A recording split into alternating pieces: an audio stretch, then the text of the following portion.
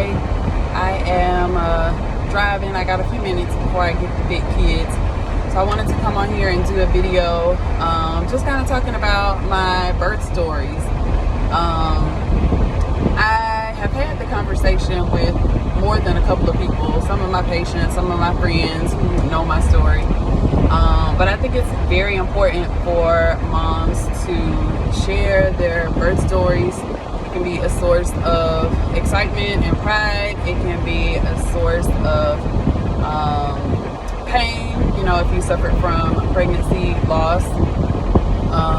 But it's, I feel, therapeutic to, you know, reflect on your experiences with motherhood and becoming a mother.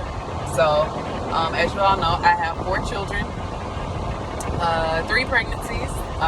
Had a 2-for-1 my last go around. But with my first pregnancy, it was pretty smooth sailing.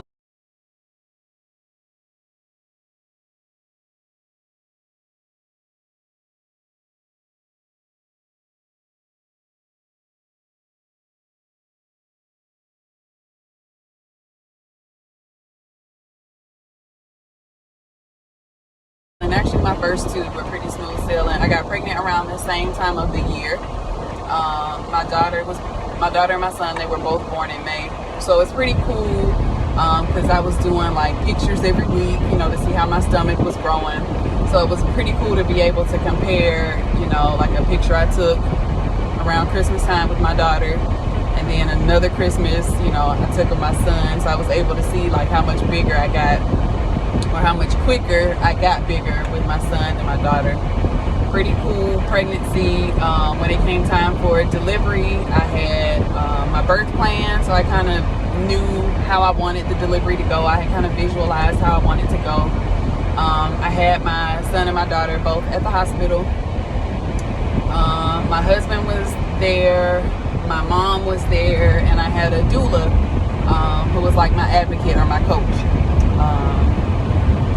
I think just having the support, you know, having an advocate plus having a plan, or, you know, I had visualized how I wanted my birth to go. I really think that had, well, in addition to my, you know, fairly good health and fitness level, I think that all worked together with me having a fairly easy, uncomplicated delivery and birth. With my daughter, I remember on my due date with her, I went to work. It was a Saturday. She was due May 13th. I was at work, feeling good, adjusting people, you know, feeling good, nothing going on. Afterwards, me and my husband, we went for a walk.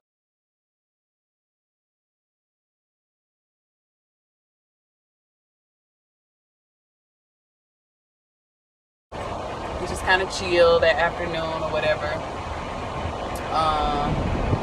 And then I ended up having her the next day. So I was 2 days over my due date when I had my daughter.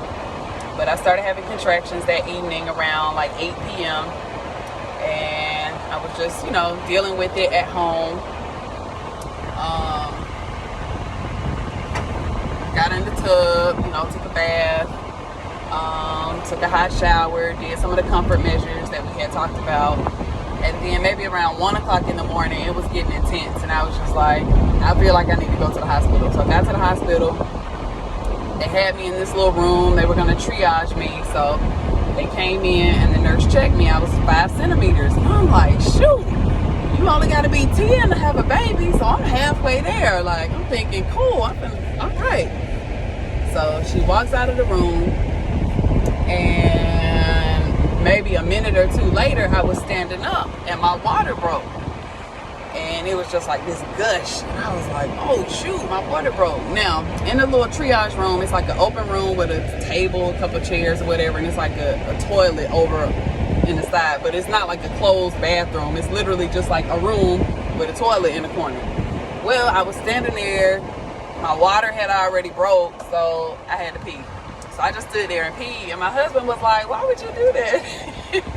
I'm like, well, the floor is already wet. They already got to clean it up. So, you know, don't tell nobody I told y'all that. So Anyway, after my water broke, my husband's like, oh shoot, let me go get the nurse. So he gets the nurse.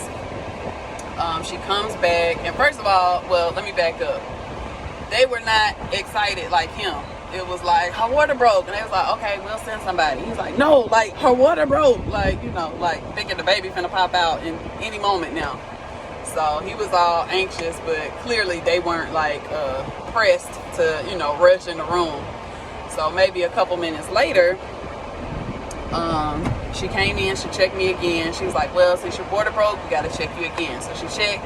I was 7 centimeters. So I'm like, oh shoot, I'm gonna have this baby. Yeah, no. So that was maybe like 2, 3 o'clock in the morning. Long story short, I ain't had that girl till 9:58. But it was, you know, I feel like a decent experience for a first child. Mackenzie was born 7 pounds, 15 and a half ounces. So pretty much 8 pounds, 21 inches long. So here's the not cute part of that story. I know a lot of people's fear, one of their fears during delivery is pooping.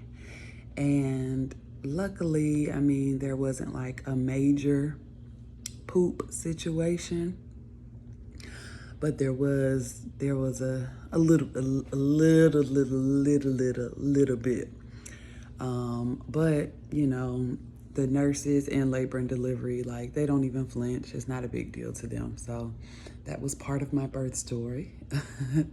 And I didn't want to leave those ugly parts out. And also I did tear. I had I think a 1st degree or 2nd degree tear. I don't know, but I had to get a few stitches. I mean, when it happened, it wasn't really painful. The stitches kind of stung a little bit. And I remember them asking me if I wanted a prescription for Motrin, and I'm like, no. They're like, well, it's better to have it and not need it than need it and not have it. So they went ahead and wrote the prescription. She was like, I mean, you don't feel sore? I'm like, I just pushed out a baby. Like, yeah, I'm sore, but it's my first child. I'm just thinking it's the regular soreness you have from having a baby. Like, I didn't know the difference between what it felt like to tear and not. So that experience, you know, wasn't bad. But those little pads with the ice pack in it, oh, those padsicles, as I call them, oh man, that was life. That really got me through. But yeah, just wanted to add those little funny details. I think we leave those parts of our story out because we feel like it's insignificant. But then, you know, when another mom goes through it, they're like, nobody ever told me, or I wish I would have known, you know. So those are 2 things that happened. And it didn't take away from my birth experience. Like, it was still a beautiful thing. Oh yeah, here's one other thing.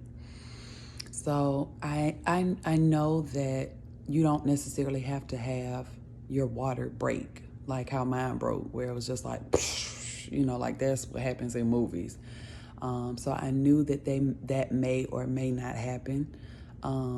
But since it did break like that, I thought, okay, that's it. Your water breaks and then that's it for the water. But no, birth is messy. I literally remember, like, for hours, every time I had a contraction, like, there would just be a little bit more water that would come out, like, very, very messy. So, you know, those little training pads that they have for, like, when you have a puppy and they be peeing all over the place, like, we had some of those in the bed, catching all of the labor juices or whatever you want to call it. So yeah, that's something else that I don't think anybody told me about, or something I wasn't privy to. But yes, birth is messy. There's going to be lots of juices and fluids everywhere, and maybe even a little bit of poop. So there's that.